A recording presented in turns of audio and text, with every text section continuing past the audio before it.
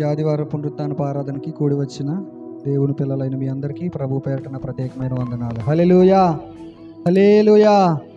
ఈ రీతిగా మరి మనం ప్రభువుని ఆరాధించుకోవడం, ఈ రీతిగా మనం ప్రభువుని గణపరచుకోవడం మరి ప్రభు చిత్తమైనది. కొద్ది క్షణాలు దేవుని వాక్యాన్ని మనం ధ్యానం చేద్దాం. అందరూ కూడా ప్రార్థనాపూర్వకంగా సిద్ధపడి ప్రభు సన్నిధికి రావాలి. ఏ ఆశతో మనం రావాలి అంటే, ఈరోజు దేవుడు నాతో మాట్లాడాలి. హల్లెలూయా. ఏ ఆశతో మనం దేవుని సన్నిధికి రావాలి? ఈరోజు దేవుడు నాతో మాట్లాడాలి. ప్రతి ఒక్కరి హృదయంలో ఉండవలసిన ఏకైక ఆశ అదే, దేవుడు మనతో మాట్లాడాలి. మన దేవుడు ఎవరు అని మనం ఆలోచన చేసినట్లయితే, ఆయన మాట్లాడే దేవుడు. ఎవరైనా మన దేవుడు మాట్లాడే దేవుడు. సరే, కొద్ది క్షణాలు దేవుని వాక్యాన్ని మనం ధ్యానం చేద్దాం. మత్తయి సువార్త 22వ అధ్యాయం 33వ వచనాన్ని చదువుకుందాం. మత్తయి సువార్త 22వ అధ్యాయం 33వ వచనం.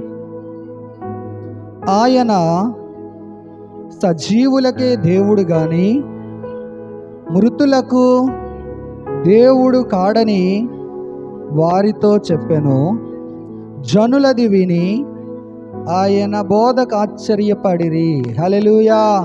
ఇక్కడ మనం ఆలోచన చేసినట్లయితే కనుక, దేవుని వాక్యాన్ని మనం జాగ్రత్తగా చదివినట్లయితే, ఆయన సజీవులకే దేవుడు కానీ మృతులకు దేవుడు కాదు.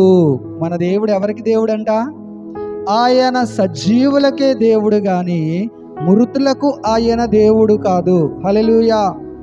ఇక్కడ మనం ఆలోచన చేసినప్పుడు ఆయన ఎవరికి తన్ను తాను బయలుపరుచుకుంటున్నాడంటే, ఆయన ఎవరికి దేవుడిగా చెప్పుకోవాలని ఇష్టపడుతున్నాడంటే, ఆయన సజీవులకే దేవుడంట. మరి ఎవరికి దేవుడు కాదని మనం ఆలోచన చేసినట్లయితే, ఆయన మృతులకు దేవుడు కాదు.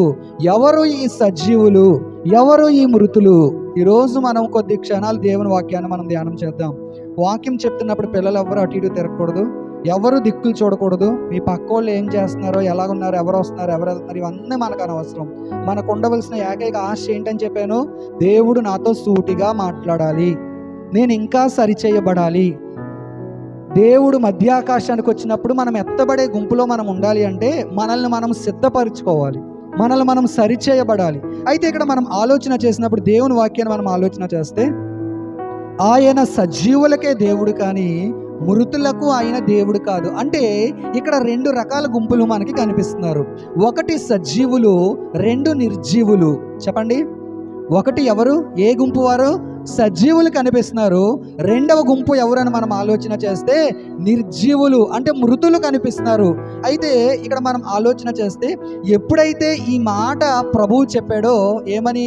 నేను సజీవులకే దేవుడని కానీ మృతులకు దేవుడని కాదు అని ప్రభువు చెప్పినప్పుడు, అక్కడ ఉన్న ప్రజలందరూ కూడా ఆయన బోధకు ఏమైపోయారంట? ఆశ్చర్యపడిపోయారంట. హల్లెలూయా. అయితే ఇప్పుడు మనం ఆలోచన చేసినట్లయితే చూడండి, ఆలోచన చేసినట్లయితే కనుక, ఆ రోజుల్లో యేసు ప్రభువుని ఇబ్బంది పెట్టాలని చెప్పి అక్కడ ఉన్న ప్రజలు, అసలు ఈయన ఏ మాటకు దొరుకుతాడా, ఈయన్ని ఎలాగ మనం ప్రశ్నలు వెయ్యాలి? మీరు ఆ పై వచనాలు మనం ఆలోచన చేస్తే, అక్కడ ఉన్న ప్రజలు ప్రభువుని చాలా ప్రశ్నలు వేసేవారు. చూడండి, ఈ రోజుల్లో కూడా మనం ఎవరికైనా సువార్త చెప్పడానికి మనం ఇష్టపడుతూ ఉంటే, ఎవరికైనా సువార్త చెప్పడానికి మనం వెళ్తే మనల్ని ప్రశ్నలు వేసేవాళ్ళు ఎంతమంది ఉంటారు కదా? ఈ రోజుల్లో ఇంకా పొద్దున్నే, ఈరోజు మార్నింగ్ నేను ఒక వీడియో చూశాను. ఇక్కడే మన ఊరు ప్రక్కనే, మన మండలంలోనే అర్తమూరు అనే ఒక గ్రామం ఉంది. అర్తమూరులో 2 మహిళలు కరపత్రికలు పట్టుకెళ్ళి, చాలా ఒక మాటలో చెప్పాలంటే వృద్ధ మహిళలే, వాళ్ళేమి కొంచెం ముసలి వాళ్ళే మాట. నాకు తెలిసి వాళ్ళకి అంత సరైన జ్ఞానం కూడా లేదు, కానీ వాళ్ళకున్న ఆశ ఏంటంటే సువార్త చెప్పాలి. కరపత్రికలు పట్టుకెళ్ళి వాళ్ళ ఇంటింటికి కరపత్రికలు ఇస్తూ ఉంటే, ఆ ఊరిలో కొంతమంది మతోన్మాదులు వాళ్ళిద్దరిని ఏం చేస్తున్నారంటే, చాలా ప్రశ్నలు వేసి వాళ్ళని విసిగిస్తా, మీరు ఇక్కడ సువార్త చెప్పడానికి వీల్లేదు అని చెప్పి చాలా రకరకాల వింత ప్రశ్నలు వాళ్ళకి వేసి ఆ ఇద్దరు మహిళల్ని చాలా ఇబ్బంది పెట్టారు. ఇలాంటిది ఈ రోజుల్లోనే ఇలాంటి భయంకరమైన పరిస్థితులు గుండా మనం వెళ్తే, ఆ రోజుల్లో కూడా ప్రభువు కూడా ఎదుర్కొన్నాడు ఇలాంటి పరిస్థితులు. అయితే ఇప్పుడు యేసు ప్రభు వాళ్ళు ఏమని ప్రశ్నిస్తున్నారంటే, చూడండి, పై వచనాలు మనం ఆలోచన చేస్తే, యేసు ప్రభుని ఏ విధము చేతనైనా చిక్కుల్లో పెట్టాలి అని చెప్పి కొన్ని ప్రశ్నల్ని యేసు ప్రభుని సంధించారు వాళ్ళు. ఆ పై వచనాలు 23వ వచనం నుంచి మనము ఆ క్రింది వచనం, ఆ పారాగ్రాఫ్ అంతా మనం చదువుకుంటూ వస్తే, యేసు ప్రభువును ఒక వ్యక్తి అడుగుతున్నాడు. ఒక వ్యక్తి ఒక స్త్రీని పెళ్లి చేసుకున్నాడు. ఆ వ్యక్తికి పిల్లలు పుట్టలేదు, అతను చనిపోయాడు. మరలా ఇంకొక వ్యక్తి ఆమెను పెళ్లి చేసుకున్నాడు. అలాగా ఆ స్త్రీని ఎంతమంది వివాహం చేసుకున్నారంటే, ఒక స్త్రీని 7 వివాహం చేసుకున్నారంట. ఆశ్చర్యపడకండి, ఈ రోజుల్లో కూడా ఇలాంటివి చాలా చూస్తాం కదా మనం. వెలుగొచ్చిన మొదలు టీవీ పెట్టేమో అంటే, న్యూస్ చూసామంటే, ఇలాంటివి ఎన్నో చూస్తూ ఉంటాం మనం. అయితే ఇక్కడ విషయం అది కాదు. ఏ విధము చేతనైనాను ప్రభువుని చిక్కుల్లో పెట్టాలి, అంతే. వాళ్ళ ఉద్దేశం ఏంటి? ప్రభువుని చిక్కుల్లో పెట్టాలి, ప్రభువుని ఇబ్బంది పెట్టాలి. అయితే ఇప్పుడు యేసు ప్రభువుని వాళ్ళు అడుగుతున్న ప్రశ్న ఏంటంటే, ఒక స్త్రీని 7 పురుషులు వివాహం చేసుకున్నారు. ఇప్పుడు ఈమె చనిపోయింది, వాళ్ళు చనిపోయారు. పరలోకంలో ఈమె ఎవరికి భారీగా ఉంటుంది? ఆలోచన చేయండి. ఒక స్త్రీకి ఒక పురుషుడు అనుకోండి, వాళ్ళు పరలోకం వెళ్ళాక పలానా స్త్రీకి పలానా భర్త, ఆ స్త్రీకి ఆమె భర్త, లేదంటే అతనికి ఆమె భార్య అని అనుకోవచ్చు. కానీ ఈమె ఎంతమందిని వివాహం చేసుకుందంట? 7 పెండ్లాడిందట. ఇప్పుడు 7 చనిపోయారు, ఈమె చనిపోయింది. వీళ్ళ పరలోకం వెళ్ళినప్పుడు ఈ స్త్రీ 7లో ఎవరికి భారీగా ఉంటుంది అని యేసు ప్రభువుని అడగడం మొదలు పెట్టారు. ఇప్పుడు యేసు ప్రభు ఏమంటున్నాడో చూడండి. అక్కడ 27వ వచనము, పునరుత్థానమందు ఈ 7లో ఆమె ఎవరికి భారీగా ఉండును? ఆమె వీరందరికీ భారీగా ఉండేను కదా అని ఆయనను అడిగిరి. అందుకు యేసు, లేఖనములను గాని దేవుని శక్తిని గాని ఎరుగక మీరు పొరబడుచున్నారు. పునరుత్థానమందు ఎవరునూ పెండ్లి చేసుకొనరు, పెండ్లికి ఇయ్యబడరు. వారు పరలోకమందున్న దూతల వలె ఉందురు. హల్లెలూయా. పరలోకంలో ఈ బంధాలు ఉండవు, పరలోకంలో ఈ బాంధవ్యాలు ఉండవు. ఒకవేళ మన వాళ్ళని మనం గుర్తుపట్టొచ్చేమో కానీ అక్కడ ప్రతి ఒక్కళ్ళు కూడా ఎలాగుంటారో తెలుసా? దేవదూతల వలె మారిపోతారంట. చప్పట్లు కొడదాం ఒకసారి. హల్లెలూయా. ఎలా మారిపోతారు పరలోకంలో? మనందరము చనిపోయి పరలోకము వెళ్ళాక మనం ఎలా మారిపోతామో తెలుసా? దేవదూతల స్వరూపంలో మనం మారిపోతాం. హల్లెలూయా, హల్లెలూయా.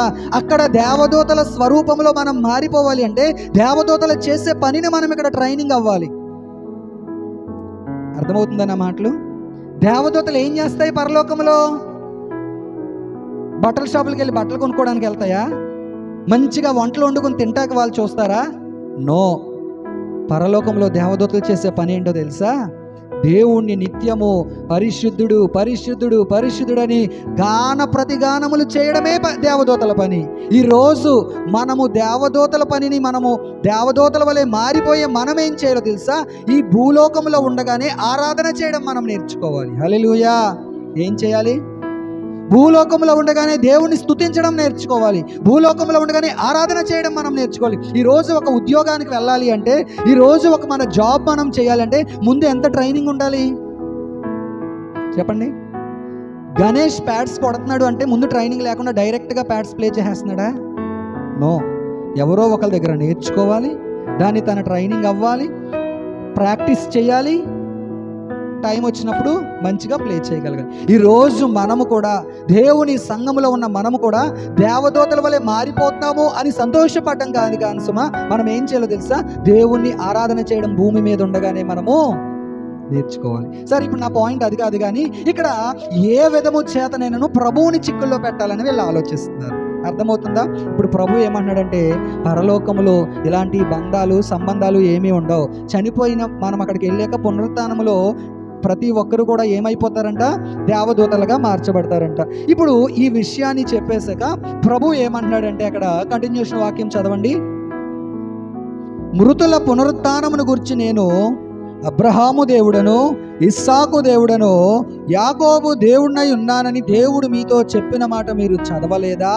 ఆయన సజీవులకే దేవుడు కానీ మృతులకు దేవుడు కాదు. ఈరోజు మన అంశం ఏంటి అని మనం ఆలోచన చేస్తే, అసలు ఎవరు సజీవులు, ఎవరు నిర్జీవులు? ఈ సజీవులకు ఉండవలసిన అనుభవాలు ఏంటి? ఈ నిర్జీవులకు ఉండవలసిన అనుభవాలు ఏంటి? ఎవరు నిర్జీవమైన అనుభవాల్లో ఉంటారో, ఎవరు సజీవులుగా ఉంటారని మనం ఆలోచన చేస్తే, దేవుని వాక్యం ఉంది కదా, ఇక్కడ అంటున్నాడు కదా, నేను అబ్రహాము దేవుడను, ఇస్సాకు దేవుడను, యాకోబు దేవుడను. వీళ్ళ ముగ్గురు బ్రతుకున్నారా? దేవుడు ఏమని పరిచయం చేసుకుంటున్నాడంటే, నేను అబ్రహాము దేవుడను. అబ్రహాం బ్రతుకున్నాడా? నేను ఇస్సాకు దేవుడను. ఇస్సాకు బ్రతుకున్నాడా? నేను యాకోబు దేవుడను. యాకోబు బ్రతుకున్నాడా? ఆలోచన చేయండి. మరి ఎందుకు వాళ్ళ పేర్లు చెప్పాడు? కింద ఏమంటున్నాడంటే, నేను సజీవులకే దేవుడను. మన ఇంటికి వచ్చిన దేవుడు మన పిల్లలతో ప్రభువు మాట్లాడుతుంటే ఏమని చెప్పాలో తెలుసా? బ్రతుకున్న మన పేరు చెప్పి మన పిల్లలతో చెప్పాలి.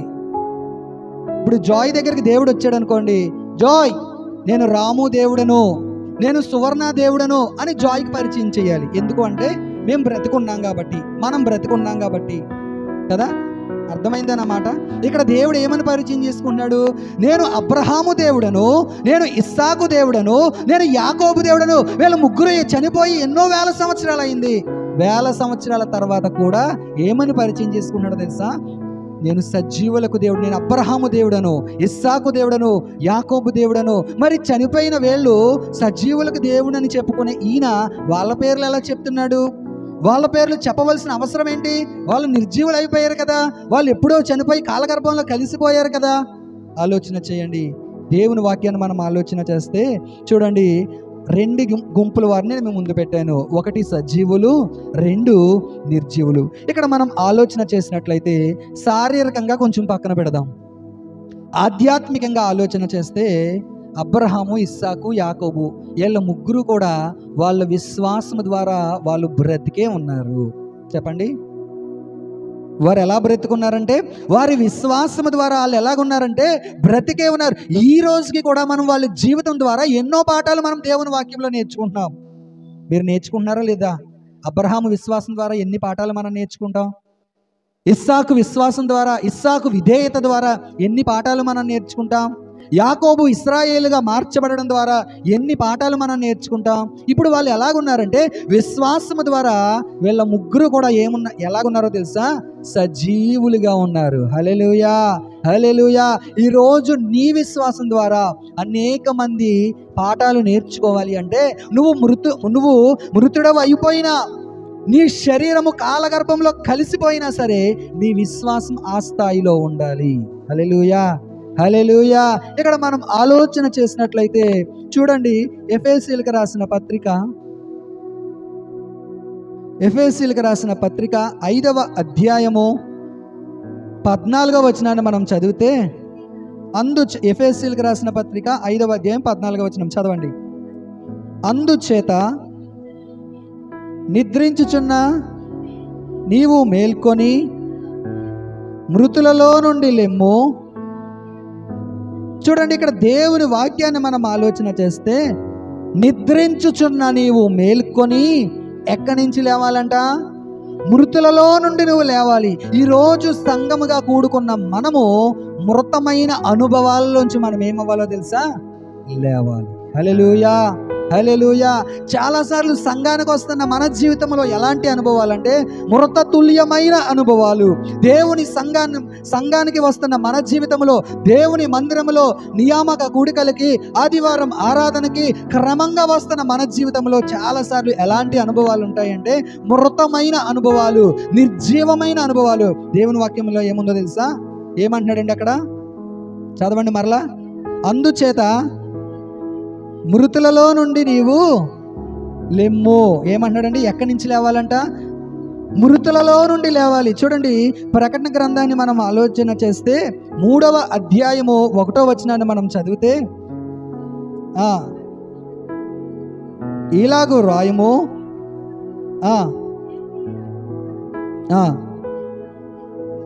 2వ వచనం చదవండి. మొదటి వచనమే చదవండి. సంగతులు ఏమనగా నీ క్రియలను నేను ఎరుగుదును, ఏమనగా జీవించుచున్నావన్న పేరు మాత్రం ఉన్నది కానీ నీవు మృతుడవే. హల్లెలూయా.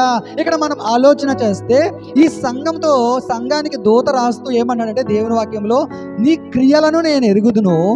నీకు ఏ పేరుంది? ఏ పేరుంది నీకు? మనిషివి, నువ్వు బ్రతుకుతున్నావన్న పేరు నీకుంది. సంఘము బ్రతుకుతుంది. ఇక్కడ పలానా సంఘం ఉంది, ఈ కుటుంబంలో పలానా వ్యక్తి ఉన్నాడు అంటే అర్థం ఏంటి? బ్రతుకున్నట్ట చనిపోయినట్ట? చెప్పండి అమ్మా. బ్రతుకున్నట్ట చనిపోయినట్ట? జీవించుచున్నావన్న పేరు నీకుంది కానీ నీ స్థితి ఎలాగుందో తెలుసా? మృతుడవే. ఈరోజు సంఘానికి వస్తున్నావు మంచిదే, ఈరోజు బల్లలో పాలు పంపులు పొందుతున్నావు మంచిదే, ఈరోజు దేవుణ్ణి ఆరాధన చేయగలుగుతున్నావు మంచిదే. ఏ అనుభవాల్లో నువ్వు వెళ్తున్నావు? జీవము కలిగిన అనుభవాల గుండా నువ్వు వెళ్తున్నావా? లేదు అంటే మృతతుల్యమైన అనుభవాల గుండా నువ్వు వెళ్తున్నావా? ఎలా ఉంది నీ అనుభవం? ఇక్కడ దేవుని వాక్యాన్ని మనం ఆలోచన చేస్తే సార్దీసు సంఘానికి ప్రభు ఉత్తరం రాస్తూ దూత ద్వారా ఏమంటున్నాడంటే, నీ క్రియలను నేను ఎరుగుదును, ఏమనగా జీవించుచున్నావన్న పేరు ఉన్నది కానీ నీవు మృతుడవే. హల్లెలూయా. జీవిస్తున్నావు, సంఘానికి వస్తున్నావు, కానీ నీ అనుభవాలు ఎలాగున్నాయి దేవునితో? మృతతుల్యమైన అనుభవాలు గుండా వెళ్తున్నావా? లేదంటే నేను సజీవుడను, నేను సజీవమైన అనుభవాల్లో నేను వెళ్తాను అని చెప్పి సజీవులుగా మనం బ్రతుకుతున్నామా? నేను శారీరకంగా నేను అడగట్లేదు, శారీరకంగా మనందరము బ్రతికే ఉన్నాం.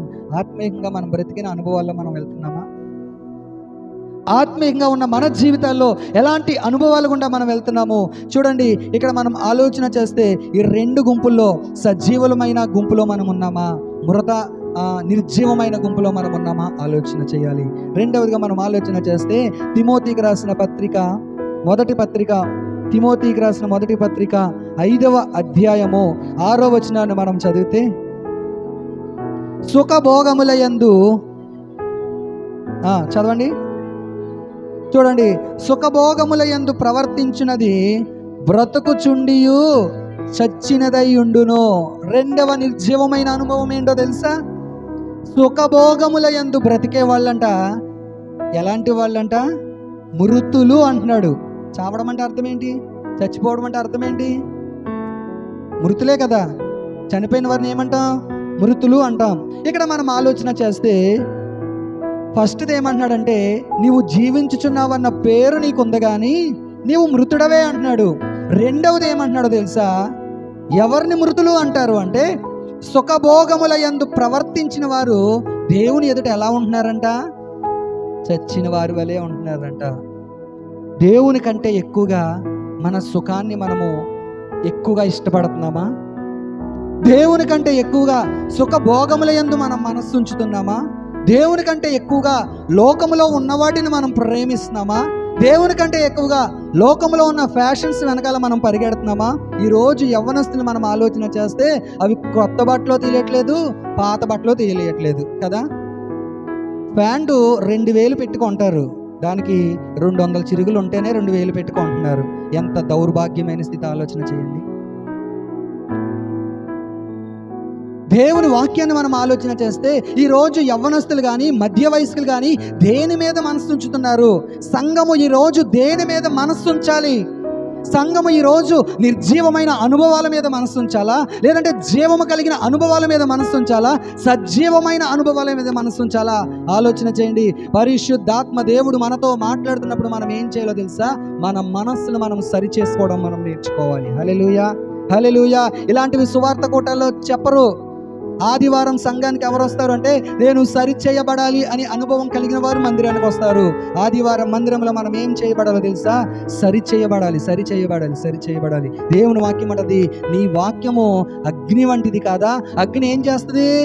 కాలుస్తుంది. ఎందుకు కాలుస్తుంది అంటే, ఆ అగ్నిలో ఉన్న బంగారము మేలిమి బంగారం అయ్యే అంతవరకు కూడా ఆ బంగారాన్ని ఏం చేస్తుంది? ఆ సువర్ణాన్ని ఏం చేస్తుంది? శుద్ధ సువర్ణముగా మారే అంతవరకు కూడా పరిశుద్ధాత్మ దేవుడు ఈరోజు మనల్ని ఒక్కొక్కరిని కాల్చునుగాక. హల్లెలూయా. సంఘము సంపూర్ణతలోకి నడిపించబడాలి. సంఘము ఆయన రాకట్లో ఎత్తబడాలి అంటే మనము ఏ గుంపులో ఉండాలో తెలుసా? సజీవుల గుంపులో ఉండాలి. చెప్పండి. ఇన్ని సంవత్సరాలు భక్తి చేసి ఆయన వస్తున్నప్పుడు, ఆయన మధ్యాకాశానికి వచ్చినప్పుడు ఎత్తబడే గుంపులో మనము గనక లేకపోతే ఏదైనా ప్రయోజనం ఉందా? ఇన్ని సంవత్సరాలు భక్తి చేసి ప్రభువు మధ్యాకాశానికి వచ్చినప్పుడు, ప్రభువా నన్ను తీసుకెళ్ళని మనం ఆయన ముందు నిలవబడినప్పుడు నీకు అర్హత లేదు. నువ్వు ఎందుకు నీకు అర్హత లేదు అంటే, నువ్వు సుఖభోగాల మీద నువ్వు మనసు పెట్టావు. నువ్వు సుఖభోగాల మీద మనసు పెట్టావు, తిండి మీద మనసు పెట్టావు, నిద్ర మీద మనసు పెట్టావు, ఈ లోకంలో ఉండే వ్యర్థమైన వాటి మీద నువ్వు మనసు పెట్టావు. కాబట్టి దేవుడు నీకు అర్హత లేదు అంటే మన పరిస్థితి ఏంటి? ఆలోచన చేయండి. ఈరోజు ఫ్యాషన్స్ ముసుగులో ఎన్నో భయంకరమైన పనులు. ఈరోజు ఫ్యాషన్స్ ముసుగులో సినిమా వాళ్ళు ఏ బట్టలు వేసుకుంటే మనం అవే బట్టలు, వాళ్ళు ఏ ఫ్యాషన్స్ చేస్తే మనం అవే ఫ్యాషన్స్. దేవుని వాక్యం చెప్తుంది, జాగ్రత్త సుమా. దేవుని వాక్యం చెప్తుంది, సుఖభోగముల యందు మనస్సుంచు వారికి వాళ్ళు ఎలాంటి అనుభవాల్లో ఉన్నారో తెలుసా? చచ్చిన అనుభవాల్లో ఉన్నారు. హల్లెలూయా, హల్లెలూయా. జాగ్రత్త. దేవుని వాక్యాన్ని మనం చాలా జాగ్రత్తగా ఆలోచన చేయాలి.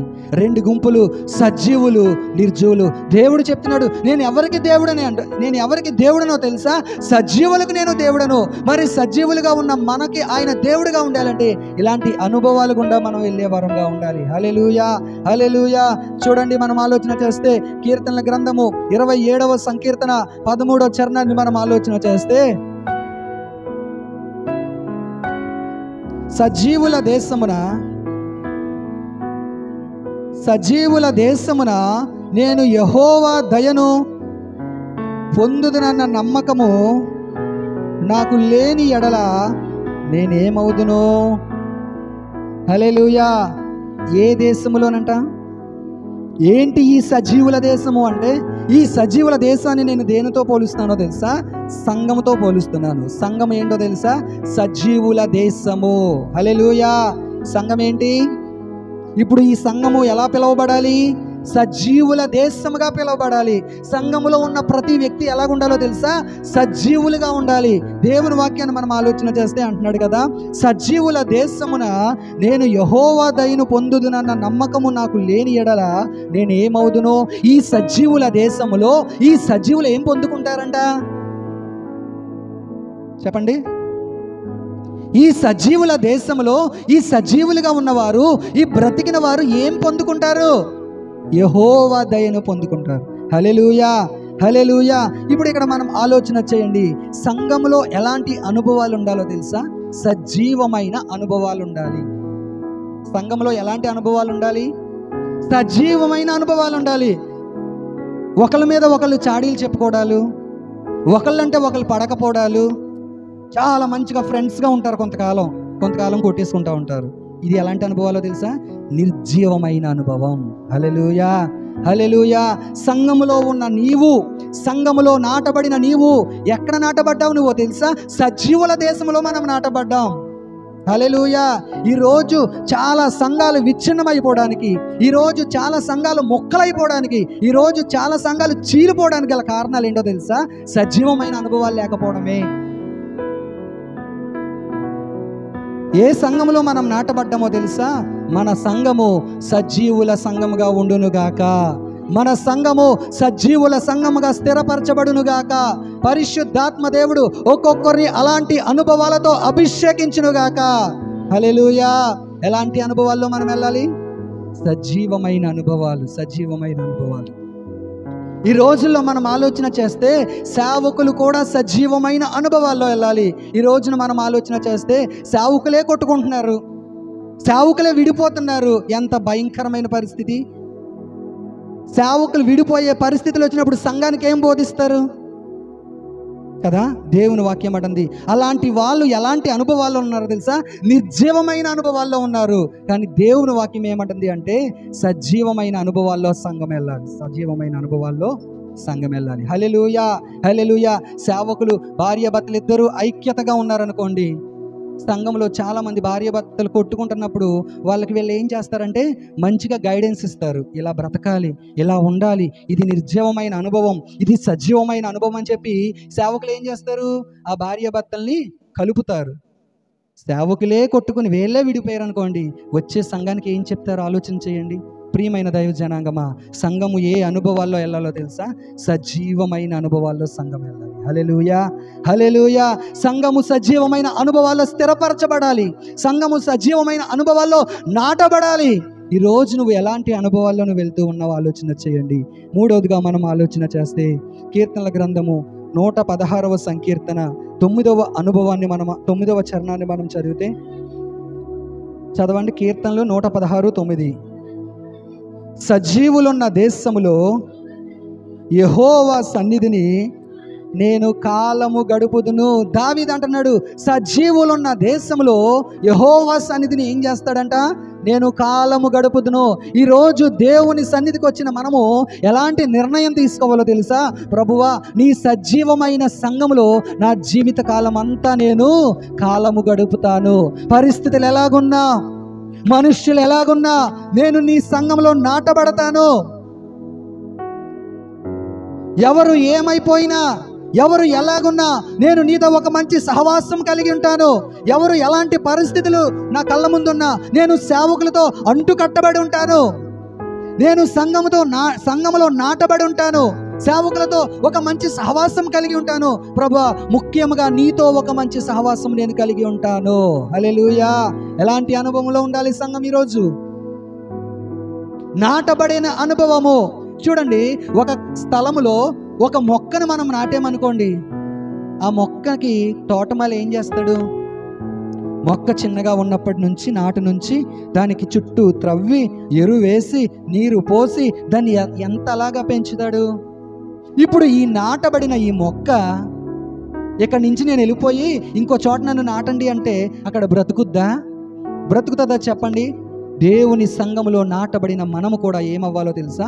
ఆయన సంఘములో నాటబడిన మనము స్థిరపరచబడాలి. హల్లెలూయా.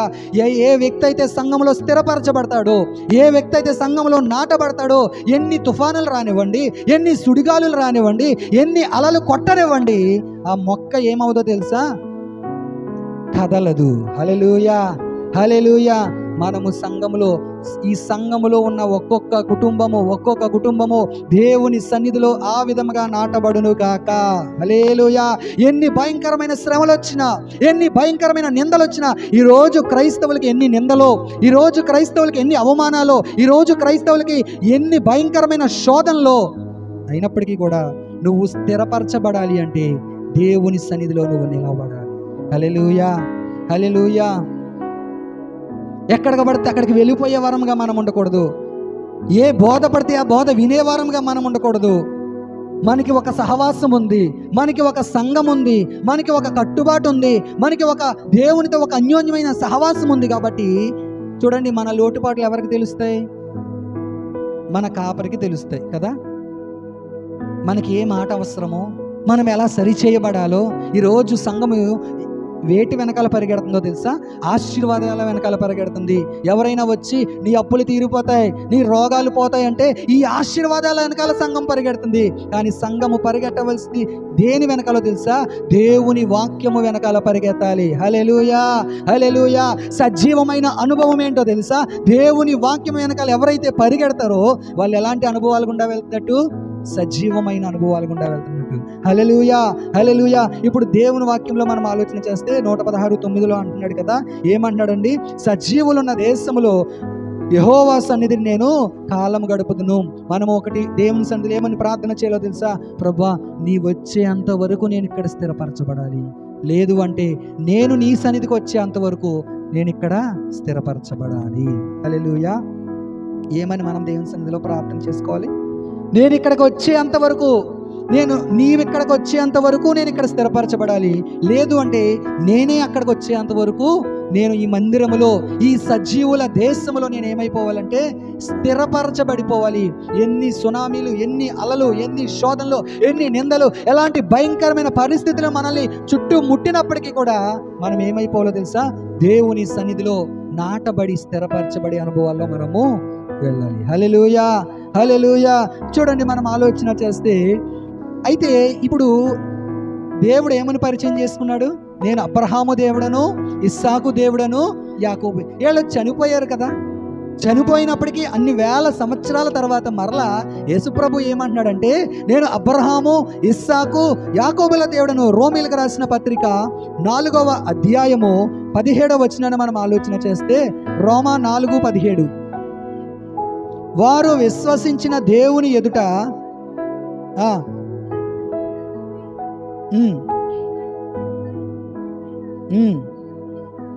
చూడండి, తాను విశ్వసించిన దేవుని ఎదుట అనగా మృతులను సజీవులనుగా చేయువాడును, లేని వాటిని ఉన్నట్టుగానే పిలుచువాడునైన దేవుని ఎదుటను అతడు మనకందరికీ తండ్రినై ఉన్నాడు. హల్లెలూయా, హల్లెలూయా. ఎందుకు అబ్రహాము దేవుడను, ఇస్సాకు యాకోబు దేవుడని దేవుడు చెప్పుకున్నాడో తెలుసా? తాను విశ్వసించిన దేవుని ఎదుట. వీళ్ళు ఎవరిని విశ్వసించారు అంటే వీళ్ళ ముగ్గురు కూడా దేవుణ్ణి విశ్వసించారు. ఈరోజు దేవుడు నీ దేవుడిగా చెప్పుకోవాలి అంటే, ఎగ్జాంపుల్ చెప్తున్నాను, ఒక 100 సంవత్సరాల తర్వాత నేను ఉంటానా? ఉండను, చనిపోతాను కదా. నా మనవల దగ్గరికి వెళ్ళి, నా ముని మనవల దగ్గరికి వెళ్ళి ప్రభువు ఏమని చెప్పుకోవాలో తెలుసా? ఒరే బాబు, నేను మీ తాత దేవుడను. ఒరే బాబు, నేను మీ నాన్నమ్మ దేవుడను. ఒరే బాబు, నేను మీ అమ్మమ్మ దేవుడను అని దేవుడు మన గురించి చెప్పుకోవాలి అంటే మనం ఎలాంటి అనుభవాల్లోకి వెళ్ళాలి? అర్థమైందన్న మాట?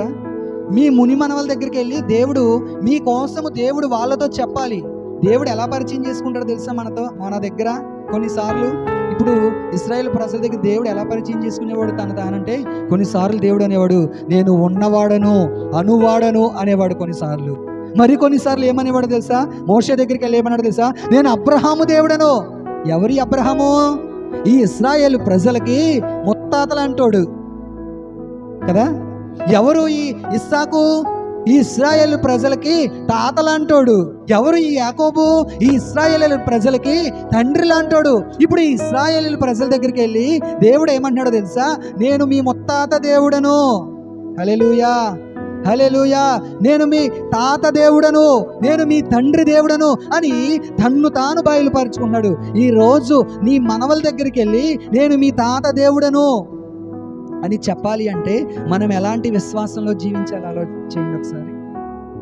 మనం ఎలాంటి భక్తిని మనం చేయాలి ఆలోచన చేయండి.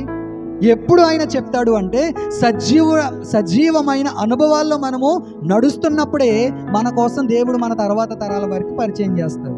హల్లెలూయా. అబ్రహాం, ఇస్సాకు, యాకోబులు ఎలాంటి అనుభవాల్లో నడిచారు? వీళ్ళు ఎలా చూడాలి? ఎలాంటి అనుభవాల్లో వీళ్ళు వెళ్ళారు అంటే సజీవమైన అనుభవాల్లో వీళ్ళు వెళ్ళారు. కాబట్టి దేవుడు వాళ్ళ కోసం ఏం చెప్పాడో తెలుసా? తన్ను తాను పరిచయం చేసుకున్నాడు వాళ్ళ పేరు చెప్పి. ఈరోజు నీ గురించి దేవుడు చెప్పే అనుభవంలో ఉన్నావా? ఈరోజు దేవుడు నిన్ను గురించి చెప్పే అనుభవంలో మనం ఉన్నామా? లేదు అంటే ఒకవేళ అలాంటి అనుభవాల్లో నువ్వు వెళ్తున్నావు అంటే నువ్వు ఎక్కడున్నావో తెలుసా? సజీవుల గుంపులో ఉన్నావు. ఒకవేళ నిన్ను గురించి ప్రభువు చెప్పడానికి ప్రభువు సిగ్గుపడుతున్నాడంటే నువ్వు ఏ అనుభవాల్లో ఉన్నావో తెలుసా? నిర్జీవమైన అనుభవాల్లో ఉన్నావు. ఆలోచన చేయండి. దేవుడు చెప్తున్నాడు, నేను సజీవులకు దేవుడను, నేను మృతులకు దేవుడను కాదు. మరి ఎవరికయ్యా నువ్వు దేవుడు అంటే నేను సజీవులకు మాత్రమే దేవుడను. హల్లెలూయా, హల్లెలూయా. చూడండి, రోమీయులకు రాసిన పత్రిక 6వ అధ్యాయము 11వ వచనాన్ని మనం చదివితే, రోమీయులకు రాసిన పత్రిక 6వ అధ్యాయం 11వ వచనం, అటువలే మీరును పాపము విషయమై మృతులుగాను దేవుని విషయమై క్రీస్తు యేసునందు సజీవులుగాను మిమ్మును మీరే ఎంచుకొనిడి. హల్లెలూయా. ఏ విషయంలో మిమ్మల్ని మీరు ఎలా ఎంచుకోవాలంట? పాపము విషయమై మీరు ఏమైపోవాలి? పాపము విషయంలో మనం ఏమైపోవాలి? దేవుని మందిరంలో ఉన్న నీవు పాపము విషయంలో, సినిమాలు చూసే విషయంలో, సీరియల్స్ చూసే విషయంలో, ఇంకా త్రాగే విషయంలో నువ్వేమైపోవాలి? చచ్చిపోవాలి. ఎక్కడ చచ్చిపోవాలి? మనం దీనికి వ్యతిరేకం చేస్తామన్నమాట. చచ్చిపోవలసిన విషయంలో చావం, చనిపోవలసిన విషయంలో మనం చనిపోం. బలలో పాలు పంపులు పొందుతాం, రోజుకు 2 సినిమాలు తగ్గకుండా చూస్తాం. బలలో పాలు పంపులు పొందుతాం, ఆ సీరియల్ వెంబడి ఎపిసోడ్లు వెంబడి ఎపిసోడ్లు చూస్తూనే ఉంటాం. మొన్న ఒక వ్యక్తి నాతో మా ఆఫీస్లో వేరే ఊర్లో ఒక సచివాలయంలో ఉద్యోగం చేసే ఒక వ్యక్తి ఒకరోజు నేను ఒక మీటింగ్లో కలుసుకున్నాం. ఎక్కడ అంటే నేను ఉద్యోగం చేసే పక్క ఊర్లో క్రిస్మస్ సీజన్లో ప్రవీణ్ కుమార్ గారు వచ్చారు. ఒక పెద్ద మీటింగ్ జరిగింది. సరే, మంచి సేవకుడు వచ్చాడు కదా అని చెప్పి నేను ఆ మీటింగ్కి వెళ్ళినప్పుడు ఆయన లాస్ట్లో ఒక ప్రవచనం చెప్పారు. ఏమని అంటే, ఈరోజు ఎవరైతే సినిమాలకి సీరియల్స్కి బానిసలు అయిపోయారో వాళ్ళందరూ లేచి నిలబడండి, నేను ప్రార్థన చేస్తాను అని చెప్పి చాలామందికి ప్రార్థన చేశాడు ఆయన. రోజు నా తోటి ఉద్యోగస్తుడు అని చెప్పాను కదా, వాళ్ళు వైఫ్ అండ్ హస్బెండ్లు ఇద్దరు వచ్చారన్నమాట మీటింగ్కి. వాళ్ళ మిస్సెస్ లేచి నిలబడింది. దేనికి, ఎందుకు అంటే సినిమాలకి సీరియల్స్ ఆమె చూస్తుందంట. ఆమె లేచి నిలబడింది, అందరితో పాటు ఆమె లేచి నిలబడింది. సేవకుడు ప్రార్థన చేశాడు, వెళ్ళిపోయారు, అయిపోయింది. ఇంచుమించు ఇది ఎప్పుడు డిసెంబర్లో జరిగింది. ఇప్పుడు ఇదే నెల ఫిబ్రవరి కదా. ఆయన మొన్న కలిసినప్పుడు ఇద్దరం కూర్చుని కొన్ని విషయాలు మాట్లాడుకుంటున్నప్పుడు అతను ఏదో సందర్భం వచ్చినప్పుడు అతను ఏమన్నాడు తెలుసా, బ్రదర్ మా మిస్సెస్ అప్పుడు లేచి నిలబడింది కానండి ఇప్పుడు తెగ చూసేస్తుందండి సీరియల్ అని చెప్పాడు. ఎంత మంచి సాక్ష్యమో కదా. ఒక భార్య కోసం భర్త సాక్ష్యం ఇచ్చాడు. ఏమనంటే అప్పుడు మాత్రం చాలా ఆత్రంగా నేను ఇంకా సినిమాలు చూడను అని ఒక తీర్మానంతో లేచి నిలబడి చేతులెత్తి ప్రార్థన చేసుకుంది. కానీ మానిందా? ఇప్పుడు అలాంటి వాళ్ళు ఎలాంటి అనుభవాల్లో ఉన్నారంటే, పాపము విషయంలో వాళ్ళు చనిపోయారా? గుడికి వస్తారు చాలామంది. ఒకరోజు ఒక వ్యక్తి, నాకు బాగా తెలుసున్న వ్యక్తి, టైలరింగ్ చేస్తాడు. ఆ వ్యక్తి బట్టలు ఇవ్వడం కోసం నేను అతని దగ్గరికి వెళ్ళాను. ఆ చర్చికి వచ్చే వ్యక్తే, బలలో పాలు పంపులు పొందే వ్యక్తి. ఆ వ్యక్తి నేను వెళ్తల్లోకి ఏం చేస్తున్నాడు తెలుసా, షాపు వెనక్కి వెళ్ళిపోయి తెగ గుప్పేస్తున్నాడు మాట. కరెక్ట్గా ఎక్కడ పడ్డాడంటే నా కంట్లో పడ్డాడు. ఇంక ఏమనుకున్నాడు తెలియదు కానీ దాన్ని అక్కడే ఇసిరేసి మూతి టకటగా తుడుచుకుని వచ్చి నా దగ్గర బట్టలు తీసుకున్నాడు. నేను వచ్చేసాను. అంటే ఆలోచన చేయండి, సంఘానికి వస్తున్న మన జీవితంలో ఇలాంటివన్నీ ఎలాంటి అనుభవాలు? నిర్జీవమైన అనుభవాలు. ఇప్పుడు దేవుని వాక్యంలో మనం ఆలోచన చేస్తే పాపములో మనం ఏమైపోవాలి? చచ్చిపోవాలి. చూడండి, మరలా చదవండి ఆ వాక్యం. రోమీయులకు రాసిన పత్రిక 6:11. అటువలే మీరును పాపము విషయమై మృతులుగాను దేవుని విషయమై క్రీస్తు యేసునందు సజీవులుగా మిమ్మును మీరే ఎంచుకోండి. ఇప్పుడు దేవుని సన్నిధికి వస్తున్న మనము పాపము విషయంలో ఏమైపోవాలి? చచ్చిపోవాలి. పాపము విషయంలో ఏమైపోవాలంటే మృతులమైపోవాలి. మరి వేటి విషయంలో మనము సజీవులుగా ఉండాలి అంటే దేవుని విషయంలో మనము సజీవులుగా ఉండాలి. హల్లెలూయా, హల్లెలూయా. ఏ విషయంలో మనం సజీవులుగా పిలువబడాలి అంటే దేవుని విషయంలో, దేవుని స్తుతించే విషయంలో, దేవుని ఆరాధన చేసే విషయంలో, సాక్ష్యం ఇచ్చే విషయంలో, భక్తి జీవితాన్ని చేసే విషయంలో మనం ఏమైపోవాలో తెలుసా? సజీవులుగా మనము బ్రతకాలి. హల్లెలూయా, హల్లెలూయా. 13వ వచనం చదవండి. మరియు మీ అవయవములను దుర్నీతి సాధనములుగా పాపమునకు అప్పగింపకుడి, అయితే మృతులలో నుండి సజీవులమనుకొని మిమ్మును మీరే దేవుని దృష్టికి అప్పగించుకొనుడి. మీ అవయవములను నీతి సాధనములుగా దేవునికి అప్పగించుడి. ఏ విషయంలో మనల్ని మనం చనిపోవాలంట? దుర్నీతి విషయంలో, పాపము విషయంలో, మనకున్న చెడ్డ అలవాట్ల విషయంలో మనం ఏమైపోవాలో తెలుసా? చనిపోవాలి. కానీ ఈరోజు సంఘములో ఉన్న మనము చనిపోవలసిన విషయాల్లో చనిపోవట్లేదు. చనిపోవలసిన విషయంలో మనం ఇంకా చనిపోవట్లేదు. పాపము విషయంలో చనిపోవట్లేదు. లోకపు ఆచారాల విషయంలో మనం చనిపోవట్లేదు. లోకపు ఆశల విషయంలో మనం చనిపోవట్లేదు. చూడండి, చాలా మందికి 60 సంవత్సరాలు వచ్చినా ఎంత స్టైలిష్గా ఉంటారో, 70 సంవత్సరాలు వచ్చినా తలకు మాత్రం రంగేయడం మాత్రం మానరు. దేవుని వాక్యంలో ఉంది. 30 సంవత్సరాలు వేసుకున్నాడు అనుకోండి, ఒక కారణం ఉంటుంది. 40 సంవత్సరాలు వేసుకున్నాడు అనుకోండి, జుట్టుకి రంగు, ఒక కారణం ఉంటుంది. 80 సంవత్సరాలు వచ్చినా మానట్లేదు, 70 సంవత్సరాలు వచ్చినా మానట్లేదు. ఏంటి అంటే ఇంకా దేవుని వాక్యంలో ఇందాక మనం చదువుకున్నాం కదా, తిమోతి పత్రికలో, సుఖభోగములయందు ఏముండిపోయింది? కోరికలు ఉండిపోయింది. ఇంకా నేను అందంగా కనబడాలి అందరికీ, ఇంకా నేను 80 సంవత్సరాలు వచ్చినా, దేవుని వాక్యంలో ఏముందో తెలుసా? వృద్ధులకు తలనెరవు ఏంటంట? కిరీటము, సౌందర్యం అని దేవుని వాక్యంలో ఉంటే, ఆ సౌందర్యాన్ని, దేవుడిచ్చే సౌందర్యాన్ని మనం కాదనుకుని, దేవుడిచ్చే అందాన్ని మనం కాదనుకుని మనుషుల ఎదుట అందంగా కనబడడానికి మనం ఏమైపోతున్నాం? మనుషుల ఎదుట గొప్పగా కనబడడానికి మనం ఏమైపోతున్నాం అంటే దేవుణ్ణి మోసం చేసేవారుగా మనం ఉంటున్నాం. హల్లెలూయా, హల్లెలూయా. దేవుని వాక్యాన్ని మనం ఆలోచన చేయాలి. దేనికి మనము సాధన, మన అవయవాల్ని నీతికి సాధనాలుగా మనము మార్చేవారముగా ఉండాలి. హల్లెలూయా. ఇప్పుడు ఎలాంటి అనుభవాలు చెప్పానో తెలుసా? నిర్జీవమైన అనుభవాలు నేను మీ ఎదుట పెట్టాను కదా. నిర్జీవమైన అనుభవాలు ఏమని చెప్పాను? సజీవులుగా ఉన్న మనము ఎలాంటి సజీవులుగా పిలువబడుతున్నాము, కానీ మనము ఎలాగ ఉంటున్నామంట? మృతులుగానే ఉంటున్నాం. రెండవది ఏం చెప్పాను? సుఖభోగముల యందు ఆసక్తి. మూడవది ఏం చెప్పాను? సజీవుల దేశంలో మనము బ్రతకాలి. ఇప్పుడు ఇంకొక 4 అనుభవాలు, నిర్జీవమైన అనుభవాలు నేను మీ ముందు పెట్టాను కదా. ఇప్పుడు సజీవులు ఎలాంటి అనుభవాలు కలిగి ఉంటారు? సజీవులుగా పిలువబడే మనము, సజీవుల దేశంలో నాటబడిన మనము సజీవులుగా ఎలాంటి అనుభవాలు కలిగి ఉండాలి? హల్లెలూయా. చూడండి, ద్వితీయోపదేశ కాండము 4వ అధ్యాయము 4వ వచనాన్ని మనం చదివితే, ద్వితీయోపదేశ కాండము అందరూ తీయాలి. ద్వితీయోపదేశ కాండము 4వ అధ్యాయము 4వ వచనము.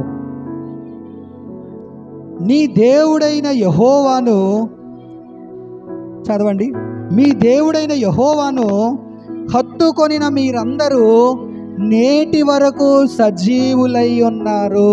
హల్లెలూయా. సజీవులుగా పిలువబడే వారికి ఉండే మొట్టమొదటి అనుభవం ఏంటో తెలుసా? ఎవరిని హత్తుకొని ఉండాలి?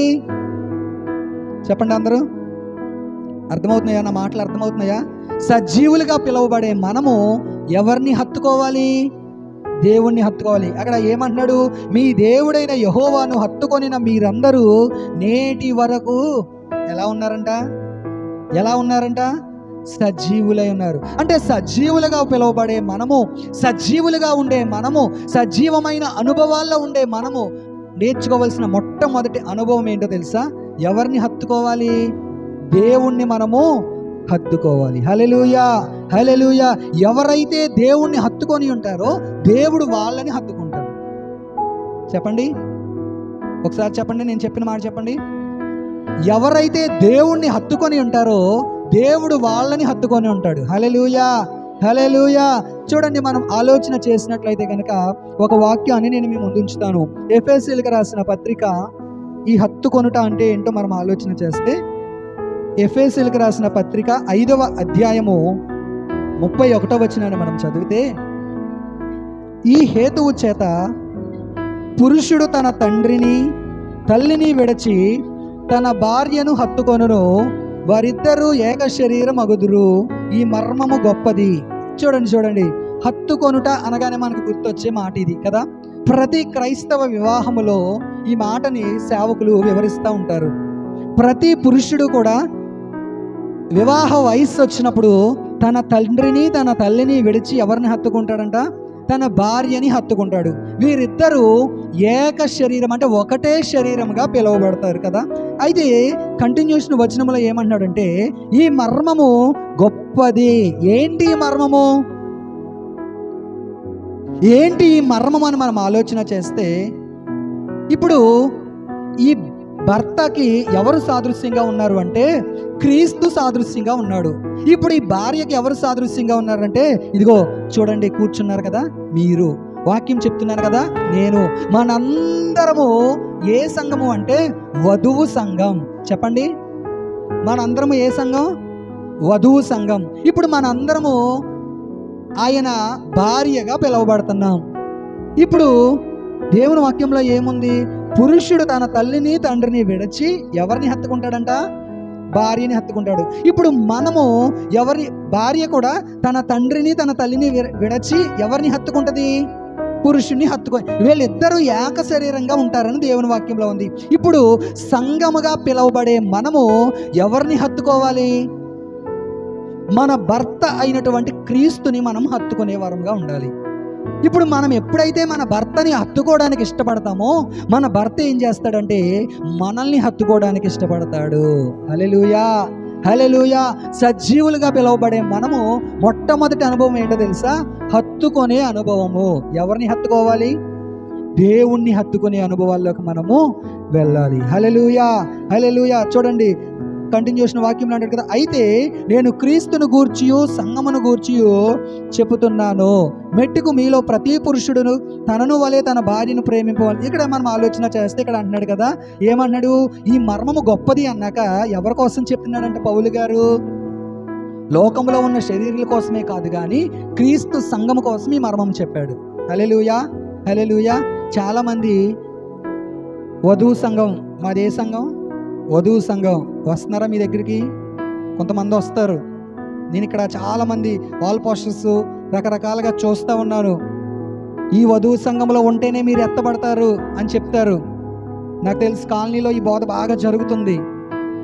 ఈ సంఘంలో ఉంటేనే మీరు ఎత్తబడతారు. మనం చాలా అప్రమత్తంగా ఉండాలి. ఇలాంటి బోధలకి, ఇలాంటి దుర్బోధలకు మనం చాలా జాగ్రత్తగా ఉండాలి. వధువు సంఘం అని పేరు పెట్టుకున్నంత మాత్రాన్ని ఎత్తబడరు. వధువుగా సిద్ధపడిన వారు మాత్రమే ఎత్తబడతారు. హల్లెలూయా, హల్లెలూయా. మాది వధువు సంఘం. ఈ మధ్య ఇంకొక సంఘాన్ని గురించి నేను విన్నాను. బైబిల్లో సంఘానికి ఏమని పేరు ఉంటుందంటే, కొన్నిసార్లు పౌలు గారు ఏమని రాస్తాడంటే, క్రీస్తు సంఘానికి శుభమని చెప్పి నేను రాస్తున్నాను అంటాడు. ఇప్పుడు ఆ డినామినేషన్ వాళ్ళు ఉంటారు కదా, వాళ్ళు ఏం చెప్తారో తెలుసా?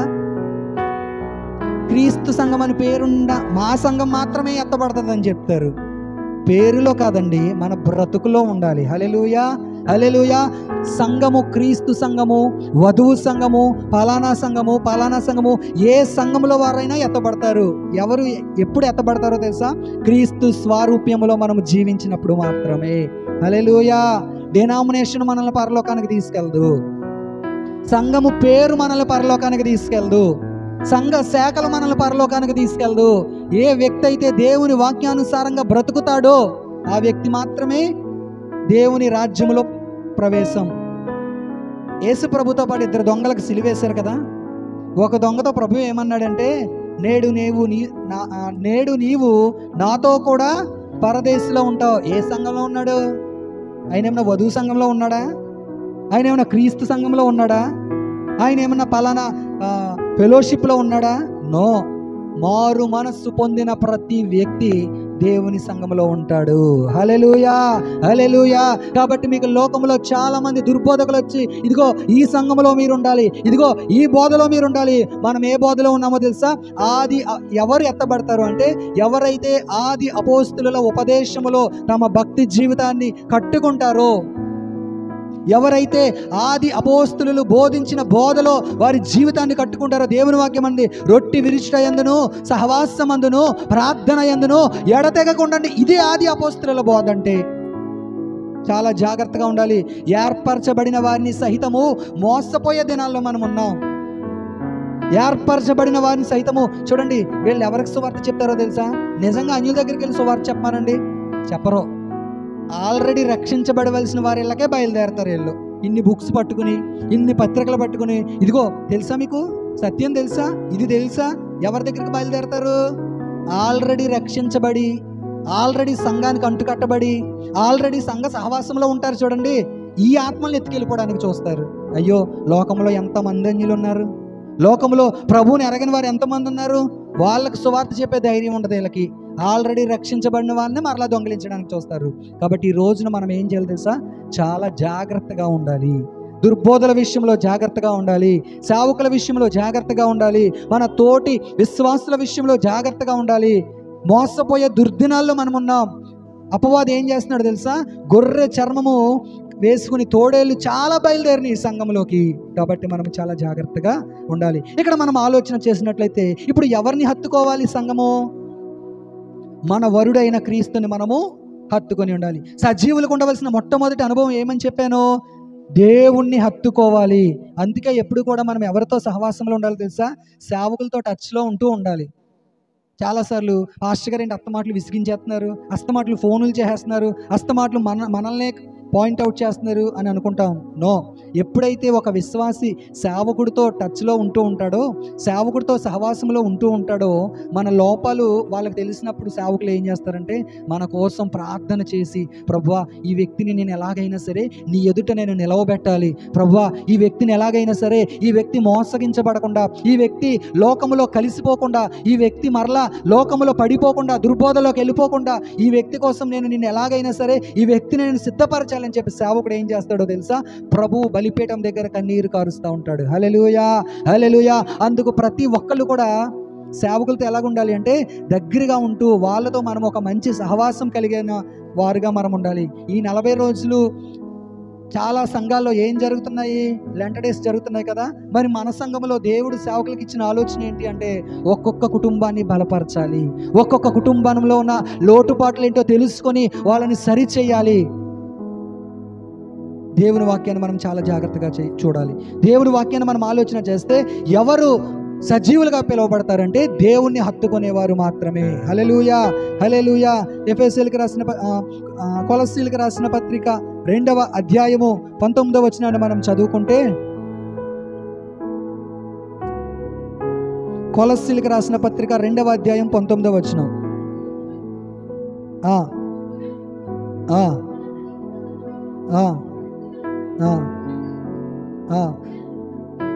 శిరస్సును హత్తుకొనని వాడెవడునో మీ బహుమానమును అపహరింపనీయకుడి.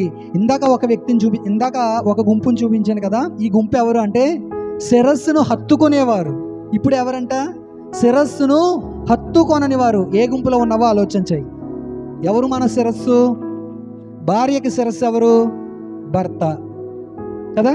ఇప్పుడు భార్యగా పిలువబడే మన వధువు సంఘానికి శిరస్సు ఎవరు? క్రీస్తు. హల్లెలూయా. అర్థమవుతుందా? భార్యకి శిరస్సు ఎవరంటే భర్త. భార్యగా పిలువబడే వధువు సంఘంగా పిలువబడే మన అందరికీ శిరస్సు ఎవరంటే క్రీస్తు. ఇప్పుడు దేవుని వాక్యంలో ఏముంది అంటే శిరస్సును హత్తుకొనని వారు అంటున్నాడు. అంటే దేవుని వాక్యంలో ఇందాక మనం చదువుకున్న ద్వితీయోపదేశకాండం 4:4 ఏమన్నాడంటే దేవుణ్ణి మీరు హత్తుకొని ఉండండి. దేవుణ్ణి మీరు హత్తుకొని ఉంటే మన లోటుపాట్లు ఏంటో ప్రభువు చెప్తాడు.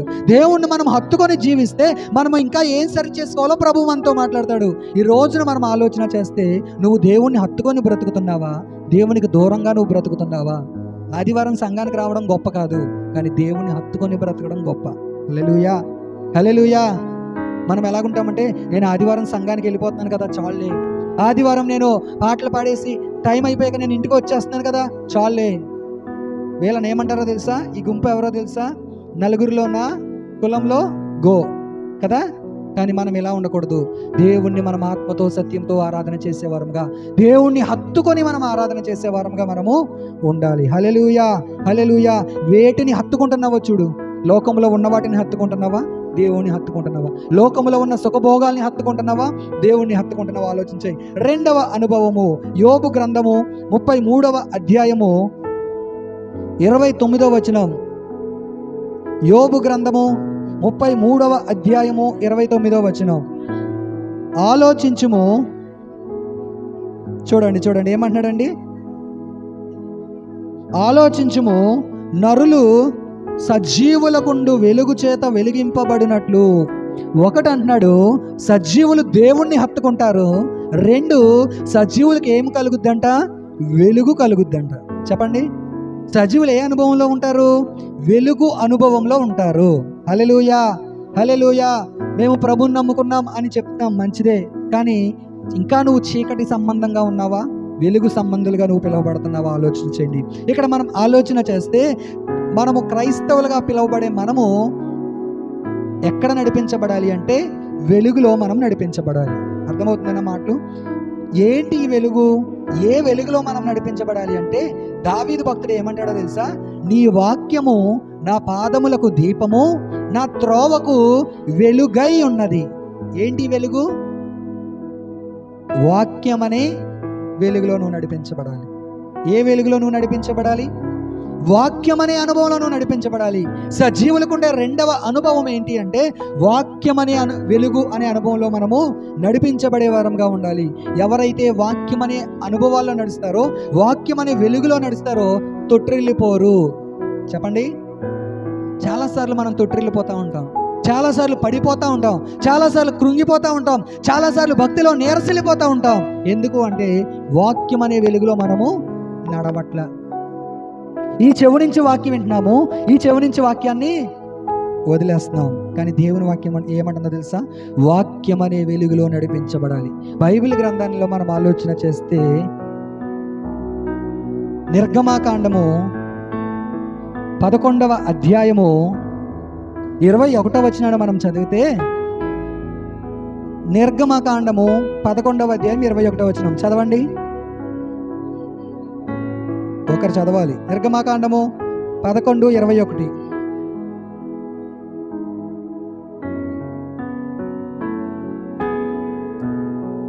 చూడండి, చీకటి 10:21.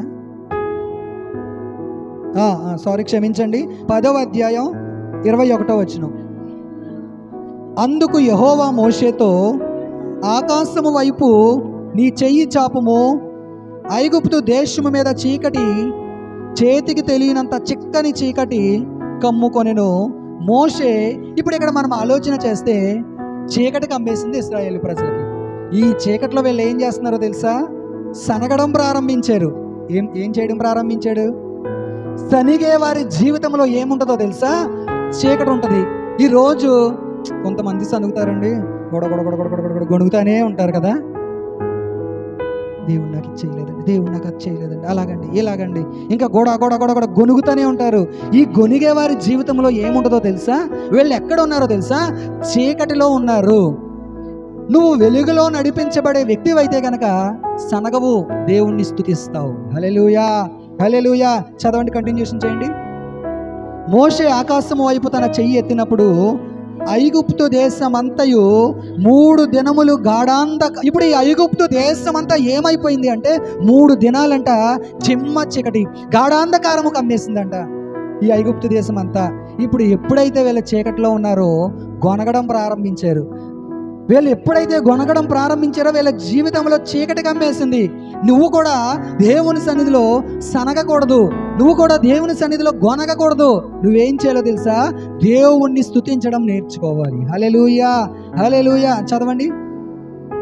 3 దినములు ఒకరినొకడు కనుగొనలేదు, ఎవడునూ తానున్న చోట నుండి లేవలేకపోయినను, అయినను ఇశ్రాయేలీలందరికీ వారి నివాసములో వెలుగుండెను.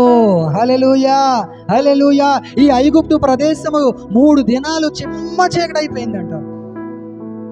అయినను ఎవరి నివాసాల్లో వెలుగుందట? ఇశ్రాయేలీలైన మన జీవితాల్లో వెలుగుండునగాక. ఇశ్రాయేలీలుగా పిలువబడే మన కుటుంబాల్లో దేవుని వెలుగు మన కుటుంబాల్లో ప్రకాశించునుగాక. హల్లెలూయా. నువ్వు గొనిగే వ్యక్తిగా నువ్వు ఉంటే నీ జీవితం ఏమైపోద్దో తెలుసా? చీకటిమయమైపోద్ది. నువ్వు ఎప్పుడైతే చీకటిలో, ఎలాంటి చీకటి అంటే ఇది? చిమ్మ చీకటి. ఇంకా అసలు ఆ చీకటిలో ఎవరికి ఏం చేస్తున్నారో తెలియట్లేదు. ఈరోజు చాలా మంది మందిరానికి వస్తున్నారు, ఇంకా సారా కొట్టుల్లోనే ఉంటున్నారు. ఈరోజు చాలా మంది మందిరానికి వస్తున్నారు, ఇంకా వావి వరుసలు తెలియక ప్రవర్తిస్తున్నారు. ఈ చీకటి అనుభవాలు ఏంటో తెలుసా? వదినెవరో, మరదలెవరో, అన్నెవరో, తమ్ముడెవరో తెలియని చీకటి అనుభవాల్లో నువ్వు వెళ్తూ ఉంటే ఆ దేవుడు అంటున్నాడు కదా, నువ్వు గొప్ప వెలుగులోకి నువ్వు రావాలి. వాక్యం అనే వెలుగులో నువ్వు జీవించాలి. వాక్యం అనే వెలుగులో నువ్వు నడిపించబడాలి. ఏ వెలుగులో ఉండాలి మనము? వాక్యం అనే వెలుగులో మనం ఉండాలి. హల్లెలూయా, హల్లెలూయా. ఈ చిమ్మ చీకటిలో వాళ్ళు ఏం చేస్తున్నారో వారికి తెలియట్లేదు. పాపానికి బానిసలైపోయి బ్రతుకుతున్నారు. ఒకవేళ ఈరోజు నువ్వు ఇంకా చీకటి అనుభవాల్లో నువ్వు వెళ్తూ ఉంటే నువ్వు ప్రార్థన చేసుకోవాలి, ప్రభువా నన్ను ఈ చీకటిలోంచి నువ్వు బయటికి తీసుకురా. ఒకవేళ నీ భర్త ఇంకా చీకటి అనుభవాల్లో వెళ్తూ ఉంటే, ఒకవేళ నీ భార్య ఇంకా చీకటి అనుభవాల్లో వెళ్తూ ఉంటే నువ్వు ప్రార్థన చేయవలసిన అవసరం ఉంది. ప్రభువా వాక్యం అనే వెలుగులోకి నువ్వు ఆ బిడ్డని తీసుకురండి. ప్రభువా వాక్యం అనే వెలుగులోకి నువ్వు ఆ బిడ్డని తీసుకురండి.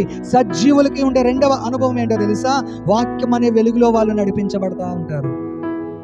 ఎవరైతే వాక్యం అనే వెలుగులో నడిపించబడతారో వీళ్ళ జీవితంలో ఏముండదు? వీళ్ళ జీవితంలో ఏముండదు చెప్పండి? సనుగులు అనేది ఉండదు, చీకటి అనేది ఉండదు. దేవుని వాక్యపు వెలుగులో ఎలా బ్రతకాలో, ఎలా దేవుని స్తుతించాలో, ఎలా దేవునితో సహవాసం చేయాలో, ఎలా దేవుని మాట వినాలో, ఎలా దేవుని మాటకి లోబడాలో, ఈ విధమైన అనుభవాల్లో వీళ్ళు వెళ్తూ ఉంటారు. హల్లెలూయా, హల్లెలూయా. ఒకటే ఏం చెప్పాను? సజీవులకు ఉండవలసిన మొట్టమొదటి అనుభవం దేవుణ్ణి హత్తుకొని ఉంటారు. 2వ అనుభవం వాక్యపు వెలుగులో నడిపించబడతారు. 3వ అనుభవం చూడండి, కీర్తనల గ్రంథము 113వ అధ్యాయము 17వ వచనాన్ని మనం చదివితే, కీర్తనలు 113, 17, 7వ వచనం చూడండి. సజీవుణ్ణి ఆయన క్రియలను వివరిస్తాను అంటాడు.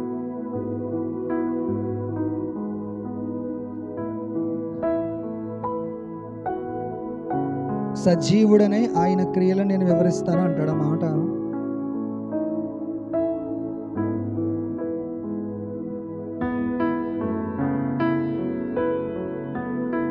నేను చావను. ఎంతండి వాక్యం అది?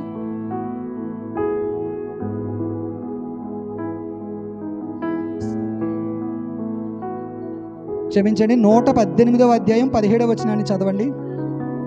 నేను చావను, సజీవుడనే యెహోవా క్రియలను వివరించదను. మూడవ అనుభవం ఏంటో తెలుసా? సజీవులకు ఉండవలసిన మూడవ అనుభవం ఏంటో తెలుసా? దేవుని క్రియలను వివరిస్తారు. మొట్టమొదటిది సజీవులుగా పిలువబడే వారి అనుభవం. మొట్టమొదటిది దేవుణ్ణి హత్తుకొని ఉంటారు. రెండవ అనుభవము దేవుని వాక్యం అనే వెలుగులో నడిపించబడతారు. మూడవ అనుభవము భక్తుడు ఏమన్నాడు తెలుసా? నేను చావను, సజీవుడనై ఏం చేస్తాడంటే భక్తుడు, యెహోవా క్రియలను నేను వివరిస్తాను.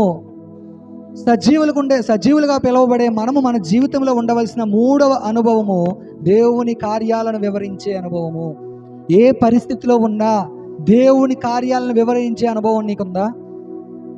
అన్యుల మధ్యలో నిలవబడినప్పుడు ఆయన కోసం నువ్వు చెప్పగలుగుతున్నావా? నీ స్నేహితుల మధ్యలో సువార్త చేయగలుగుతున్నావా? నీ బంధువుల మధ్యలో ప్రభువు ప్రేమను ప్రకటించగలుగుతున్నావా? దేవుడు అంటున్నాడు, నేను చావను, సజీవుడనై నా దేవుడు నా జీవితంలో ఎన్ని మేలులు చేశాడో, నా దేవుడు నా జీవితంలో ఎన్ని ఉపకారాలు చేశాడో, నా దేవుడు నా జీవితంలో ఎన్ని మేలులు చేశాడో, ఈ మేలులన్నీ నేను ఏం చేస్తాను? వివరిస్తాను. ఇలాంటి అనుభవాల్లో నువ్వు ఉన్నావా? ఆలోచన చేయండి. ఎక్కడైనా రోజుకి ఒక్కరికైనా నువ్వు సువార్త చెప్పగలుగుతున్నావా? రోజుకు ఒక్కరికి నువ్వు ప్రభు కోసం చెప్పగలుగుతున్నావా? అది ఏ పరిస్థితిలో ఉన్నా సరే, ఒకవేళ ఉద్యోగం చేసుకునే వ్యక్తివైతే, వ్యాపారం చేసుకుంటే, ఒకవేళ ఇంట్లో పని చేసుకునే వ్యక్తివైతే, ఏ పరిస్థితిలో ఉన్నా రోజుకు ఒక్కరికైనా నువ్వు సువార్త చెప్పగలుగుతున్నావా? భక్తుడు ఏమన్నాడు? దావీదు ఏమన్నాడు తెలుసా? అసలు దావీదు ఎవరు? రాజు, దేశాన్ని పరిపాలించే రాజు. ఏమంటున్నాడు? ఎంత బిజీ షెడ్యూల్ ఉంటుందండి మన సీఎం గారికి, ఎంత బిజీ షెడ్యూల్ ఉంటుంది కదా. అలాంటి సీఎం కాదు దావీదు. ఎవరో తెలుసా? పిఎం పొజిషన్లో, అంటే ఒక ప్రధానమంత్రి పొజిషన్, ఒక దేశాన్ని పరిపాలించే రాజు ఏమన్నాడు తెలుసా? నేను చావను, నేను సజీవుడనై దేవుని క్రియలను నేను వివరిస్తాను. ఇంట్లో నలుగురికి వండి పెట్టడానికి మనకి ఎంత బిజీయో, ఇంట్లో నలుగురికి కష్టపడి పని చేయడానికి మనకు చాలా బిజీ. సువార్త చేసే ఖాళీ నాకు లేదండి, సువార్త చెప్పడానికి నాకు టైం లేదండి. దేవుని వాక్యం ఏమంటుంది? నేను చావను, సజీవుడనైన దేవుని క్రియలను నేను వివరిస్తా. నువ్వేమి వాక్యం చెప్పక్కర్లా, దేవుడు నీ జీవితంలో ఎలాంటి మేలులు చేసాడో చెప్పు, సరిపోద్ది. హల్లెలూయా.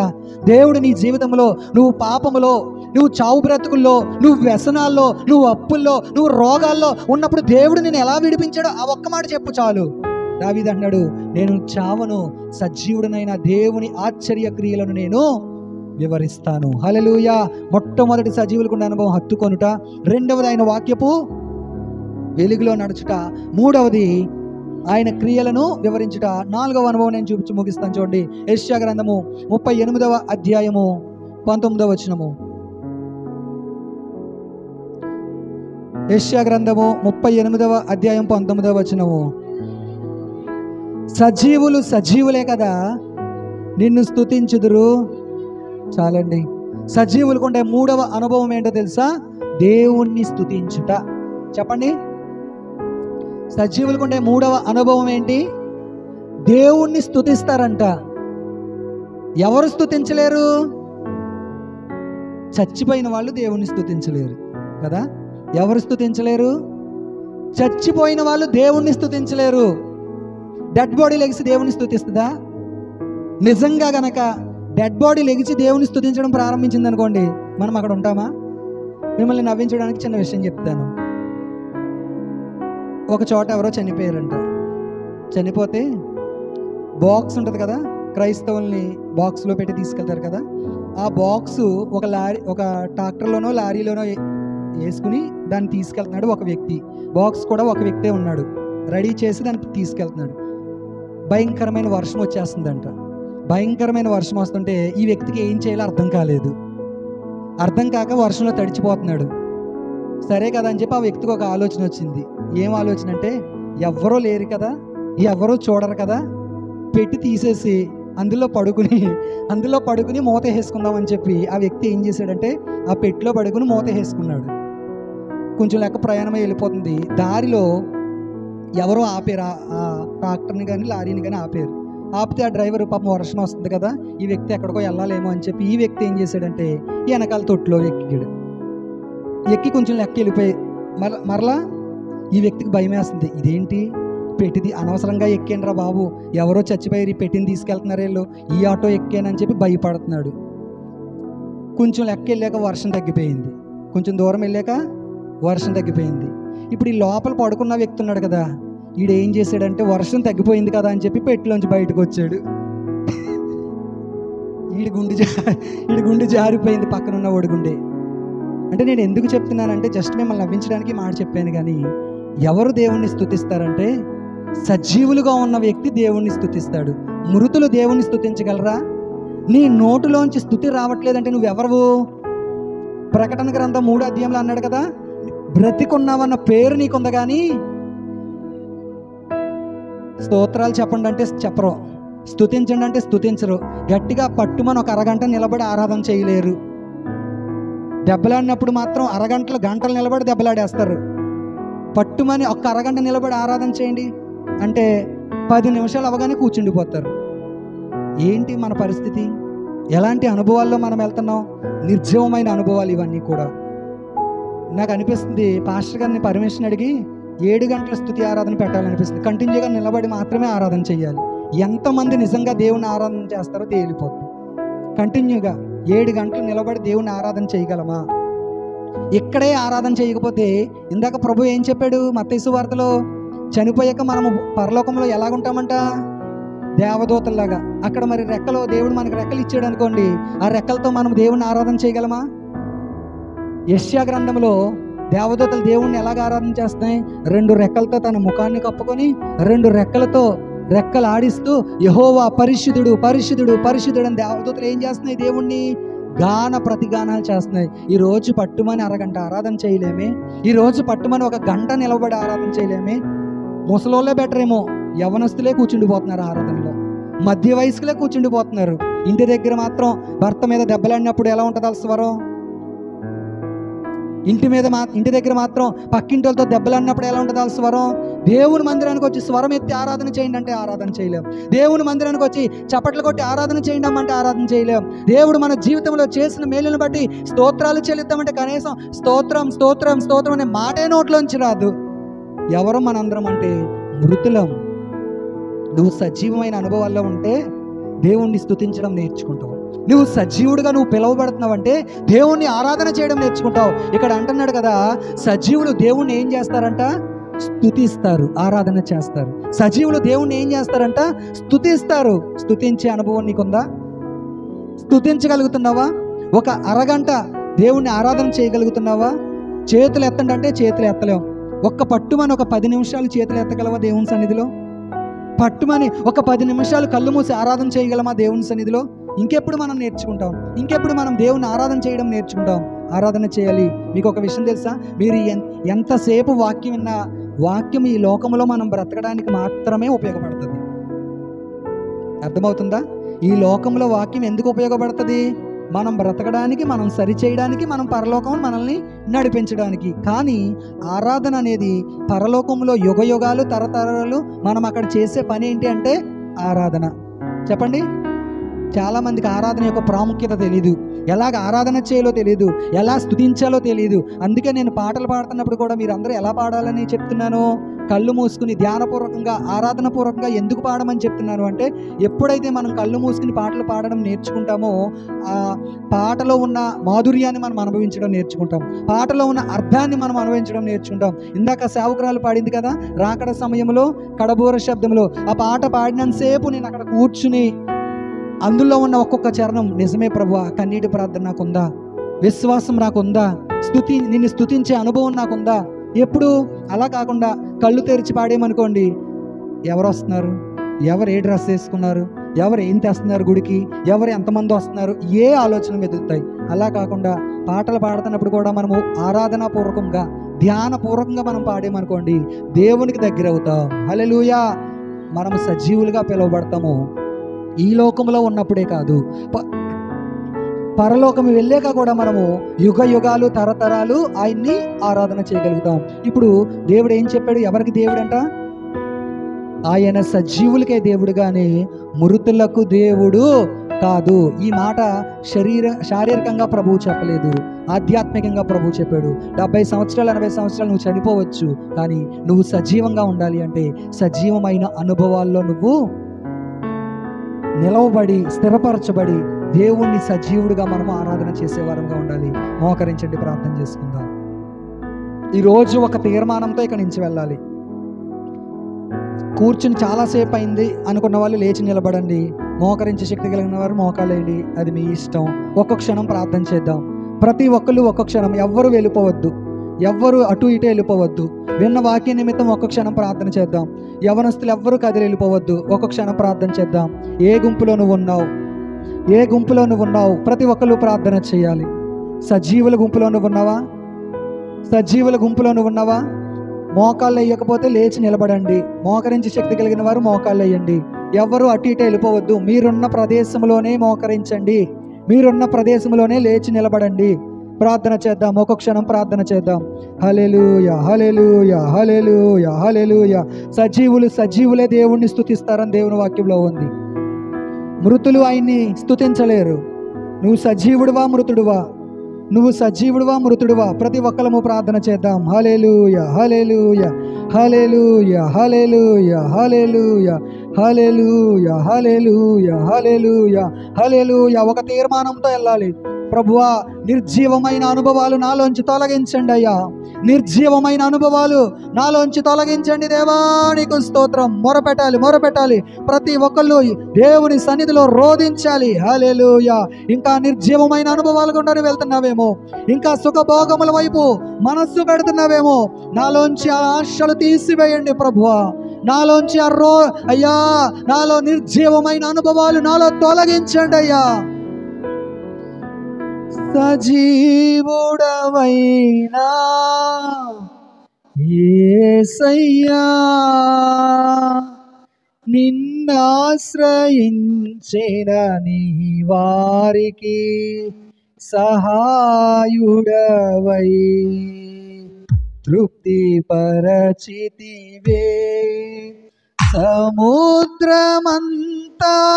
సమృద్ధితో ఆనందించదనిలో అనుదినము కృప పొంది ఆరాధించదనిన్నే ఆనందధ్వనులతో. ఆనందించదనిలో అనుదినము, చప్పట్లు కొడుతూ పాడాలి, ఆనందధ్వనులతో.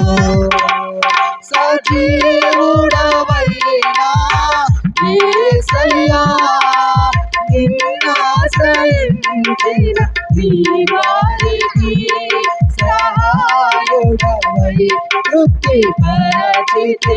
చప్పట్లు కొడుతూ పాడాలి. సముద్రమంతా సమృద్ధితో ఆనందించదనిలో అనుదినము కృప పొందుకుంటూ ప్రతి ఒక్కళ్ళు కృప పొందుకుంటూ ఆనందించదనిలో అనుదినము కృప పొంది ఆరాధించదనిన్నే ఆనందధ్వనులతో. సజీవుడవైనా యేసయ్యా, నలువదేళ్ళు నీ స్వాస్థ్యములు మోసినదే నీవే. నీ కృపకారిలో నా చేయి విడువక నడిపించుచున్నది.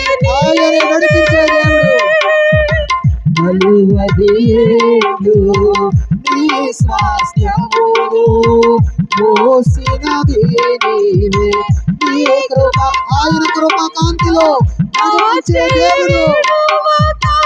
నడిపించుచున్నది నీవే. పరమరాజ్యములో మహిమతో నింపుటకు అనుగ్రహించితివే. పరిపూర్ణమైన ఉపదేశములో పరమరాజ్యములో మహిమతో నింపుటకు అనుగ్రహించితివే. పరిపూర్ణమైన ఉపదేశములో సజీవుడవైనా యేసయ్యా. ప్రతి ఒక్కరు పాడాలి. సజీవమైన మనమైన స్తుతించాలి, సజీవమైన మనమైన ఆరాధన చేయాలి. తృప్తిపరచితివే. సముద్రమంతా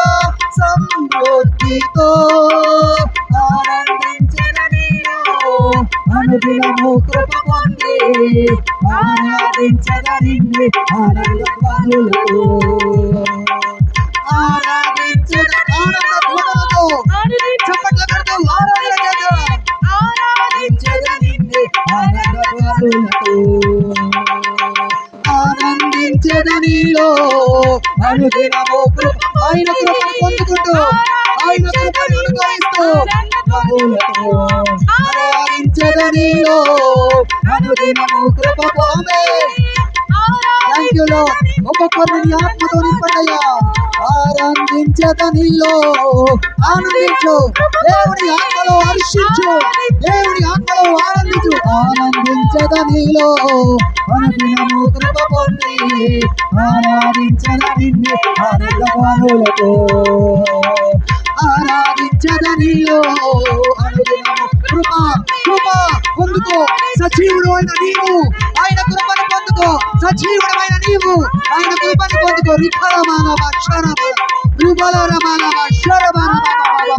దేవుని ఆత్మతో నింపబడు, అన్య భాషలు మాట్లాడు. ఆనందించద నీలో అనుదినము కృప పొంది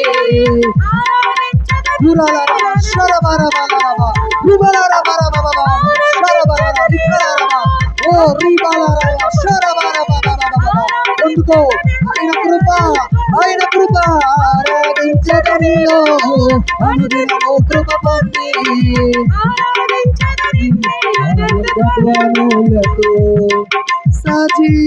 సజీవుడవైనా యేసయ్యా నిన్నాశ్రయించిన నీ వారికి సహాయుడవై తృప్తి పరచితివే.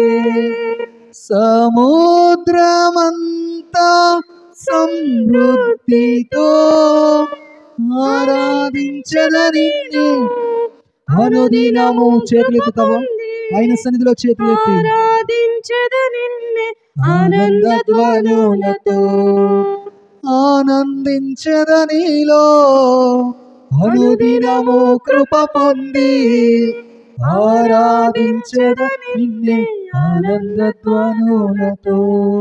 మహోన్నతుడా, మహాగణుడా, సర్వాధికారివైన మా తండ్రి, మా నిరంతర స్తోత్రార్హుడా నీకు స్తోత్రాలు. సజీవులకు నేను దేవుడను, మృతులకు నేను దేవుడను కాదని మీరు సెలవిచ్చిన దేవుడవు అయ్యా.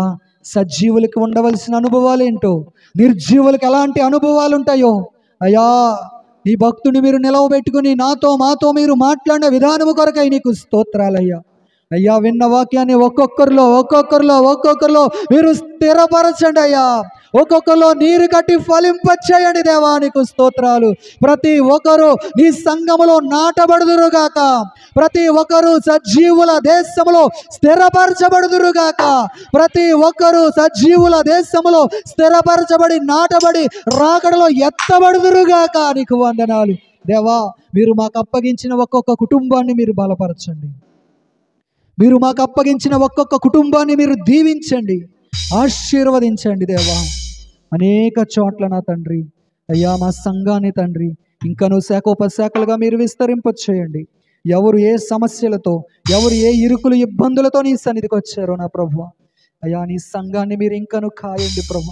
సంఘంలో దుష్టుడు ప్రవేశించకుండా, ఎవరిలోని దుష్టుడు ప్రవేశించకుండా, సంఘములో గొర్రె చర్మములు కప్పుకున్న తోడేలు ప్రవేశించకుండా సంఘము చుట్టూ నీ కంచె వేయండి దేవా. సంఘాన్ని మీరు స్థిరపరచండి దేవా. సేవకుడికి సేవకురాలకి మంచి ఆరోగ్యము దయచేయండి, నూతన అభిషేకము దయచేయండి, నూతన కృప దయచేయండి దేవా. నీకు స్తోత్రాలు. మీరు బలపరచండి, స్థిరపరచుమని అయ్యా. ఇంతవరకు వాక్యం అందించిన నన్ను, నా కుటుంబాన్ని కూడా మీరు జ్ఞాపకము చేసుకోండి. అనేక చోట్ల నీ దీన దాసుడిగా, నీ పాత్రగా ప్రభు, యజమానుడు వాడుకొనుటకు అర్హమైన పాత్రగా మీరు నన్ను వాడుకోమని సన్నిధిలో ప్రార్థన చేస్తాను.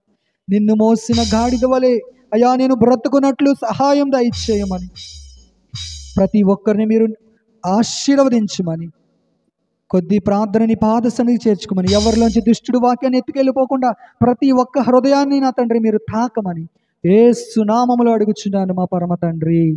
ఆమేన్, ఆమేన్, ఆమేన్.